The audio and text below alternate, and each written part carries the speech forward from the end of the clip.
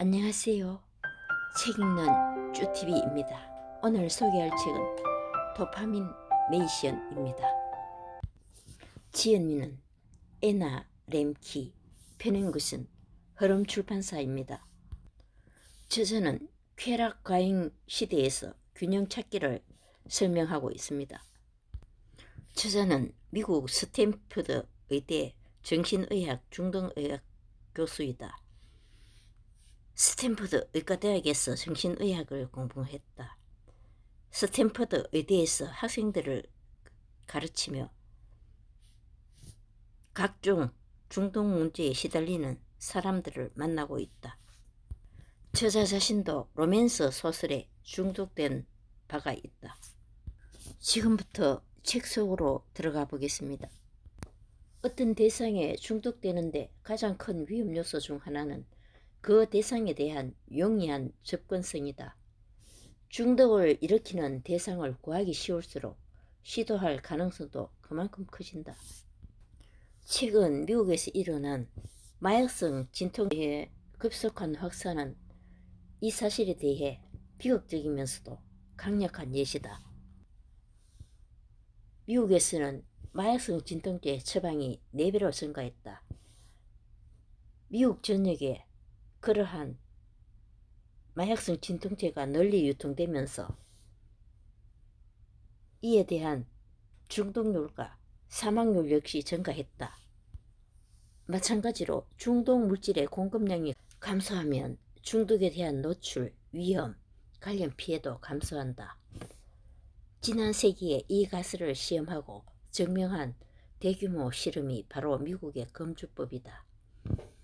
금주법은 1920년부터 1933년까지 미국에서 알코올 음료의 생산, 수입, 운송, 판매를 전국적으로 금지한 법을 가리킨다. 이 법으로 알코올에 중독된 미국인의 수가 급격히 줄었다. 공중음주와 알코올 관련 간 질환도 절반으로 내려갔다. 하지만 금주법이 알코올 소비 및 관련 사망률에 미친 긍정적인 영향은 그 성과에 비해 상당히 과소평가되고 있다. 금주법이 음주에 미친 긍정적 효과는 1950년대까지 이어졌다. 그러나 금주법이 폐지되고 이어진 30년 동안 술을 구하기가 다시 쉬워지면서 술 소비량은 꾸준히 증가했다. 다양한 위험 요소들 중에서도 중독성 물질에 대한 높아진 접근성은 현대인들이 마주한 가장 위험한 요소가 되고 있다. 지금의 세상은 전에 존재하지 않았던 디지털 약물도 양껏 제공하고 있다. 만약 그 약물들이 전에도 있었던 것이라면 지금은 그 효능과 효력을 기하급수적으로 높여주는 디지털 플랫폼이 중독을 부추기고 있다. 예를 살짝 들자면 온라인 포르노물, 도박 등이 있다. 소비 자체가 약물이 되기도 한다. 베트남인 이주민인 치라는 내 환자는 온라인으로 물건을 검색하고 구매하는 행위에 빠졌다. 그의 황홀경은 구매 품목을 결정하는 데서 시작해 배송을 기대하면서 쭉 이어졌고 포장 상자를 여는 순간 끝났다. 불행히도 그의 황홀경은 아마존 테이프를 뜯어서 안에 있는 것을 볼 때까지 충분히 이어지지 않았다. 치의 방은 싸구려 소비재로 가득 찼고 그만큼 수만 달러의 빚이 쌓였다. 그렇게 된 상태에서도 그는 쇼핑을 멈추지 못했다. 전 세계의 사망의 70%는 흡연, 부족한 신체활동, 불균형한 식습관처럼 개선이 가능한 위험한 행동에서 비롯한다. 대표적인 사망 위험 요인으로는 고혈압 13%, 흡연 9%, 고혈당 6%, 신체활동 부족 6%, 비만 5% 등이 있다. 과체중 성인 인구는 1980년에 8억 5,700만 명이었던 데 비해 2013년에 21억 명에 달한 것으로 추산된다. 사하라 사막 이남 아프리카와 아시아의 일부 지역을 제외한 세계 모든 곳에서는 저체중보다 비만인 사람이 더 많다. 중독률은 전 세계적으로 상승하고 있다. 질병 부담 중 알코올 중독과 불법 약물 중독이 차지하는 비율은 전 세계에서 1.5%, 미국에서 5%를 넘는다. 이 자료에서 담배 소비는 빠져있다. 미국에서는 불법 약물이, 러시아를 비롯한 동유럽에서는 알코올 중독이 지배적이다. 1990년과 2017년 사이에 전 세계에서 중독으로 사망한 인구는 모든 연령 집단에서 증가했다. 그렇게 사망한 인구 중 절반 이상이 50세 미만이다. 강박증, 과용의 문제를 겪기 쉬운 이들은 가난하고 교육 수준이 낮은 계층인데 그 중에서도 잘 사는 나라에서 사는 이들이 특히 그렇다. 고통은 나쁜 것일까? 오늘날 내가 만난 많은 부모는 자신의 감정에 상처를 주는 무언가를 하거나 말하기를 무서워한다. 나중에 아이들이 감정적 고통이나 정신질환을 겪을 수 있다는 생각을 하기 때문이다.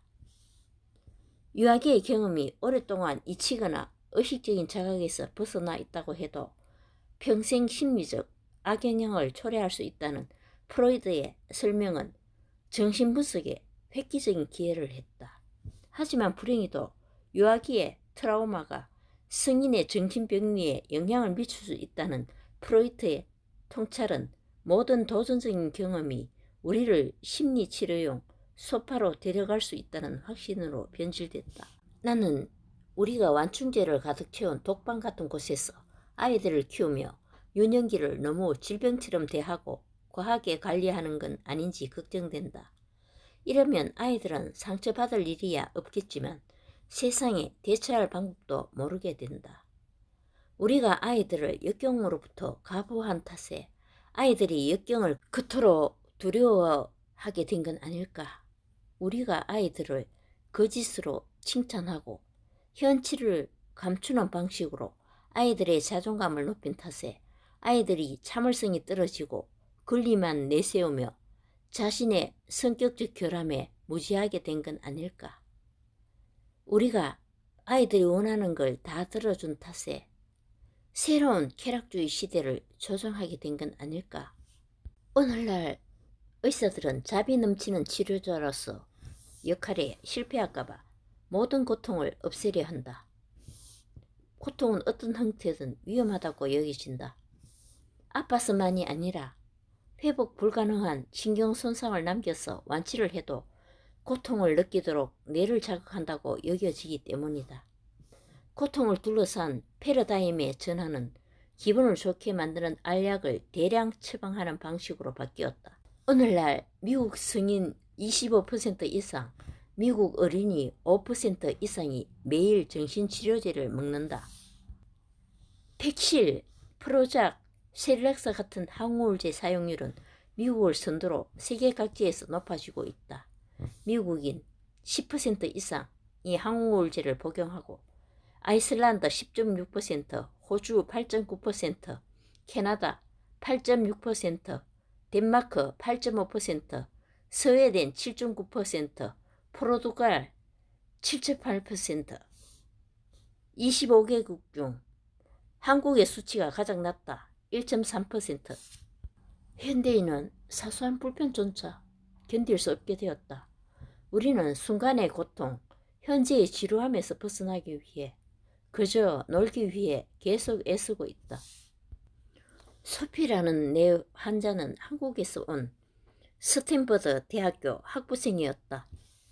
우울감과 불안감 때문에 도움을 받으러 나를 찾아왔었다. 그녀는 자신이 깨어있는 동안에는 인스타그램 하기, 유튜브 보기, 팟캐스트와 플레이리스트 듣기 등 일종의 기기에 의존한 상태로 대부분의 시간을 보낸다고 말했다.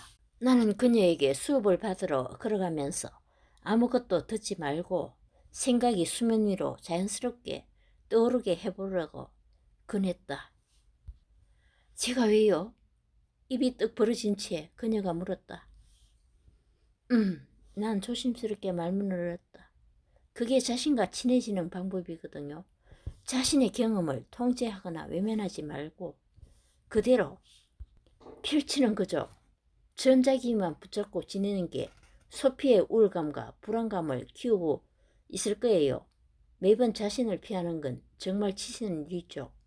소피가 다른 방식으로 자신을 경험하는 일이 새로운 생각과 기분을 갖게 하고 더 나아가 자신과 다른 사람과 세상과 더 가까워지는 기분이 들게 할 거예요. 그 다음 한 주 동안 소피는 아무것도 귀에 꽂지 않고 다녀봤다. 처음에 힘들었어요. 그녀가 말했다. 하지만 그러고 나서 익숙해지더니 좋아지기까지 했어요. 주변에 나무들이 있는 걸 알기 시작했죠. 숨어서 우리는 모두 고통으로부터 도망치려 한다. 어떤 사람은 약물을 복용하고 어떤 사람은 방에 숨어서 넷플릭스를 몰아본다. 또 어떤 사람은 밤새 로맨스 소설을 읽는다. 우리는 자신으로부터 관심을 돌리기 위해 그에 뭐든지 하려 든다. 하지만 자신을 고통으로 보호하려는 이 모든 회피 시도는 고통을 더 악화시킬 뿐이다. 나는 경력을 쌓는 과정에서 건강한 젊은이를 포함한 점점 더 많은 환자가 질병이나 조직 손상이 없음에도 전신 통증을 호소하는 모습을 목격했다. 복합 부위 통증 증후군, 섬유 근육통, 간질성 방광염, 근막 통증 증후군, 골반 통증 증후군 등 이유가 밝혀지지 않는 신체 통증 증후군은 수와 종류의 측면에서 모두 증가하고 있다. 왜 우리는 전에 없던 부와 자유를 누리고 의학적 신부와 함께 살아가면서 과거보다 불행하고 고통스러워할까? 결론부터 말하면 우리가 모두 너무나 비참한 이유는 비참함을 피하려고 너무 열심히 노력하기 때문이다. 도파민은 보상 과정에 관여하는 유일한 신경 전달 물질은 아니지만 신경과학자들 대부분은 도파민이 가장 중요하다는 데 동의한다. 도파민은 보상 그 자체의 쾌락을 느끼는 과정보다 보상을 얻기 위한 동기부여 과정에서 큰 역할을 한다.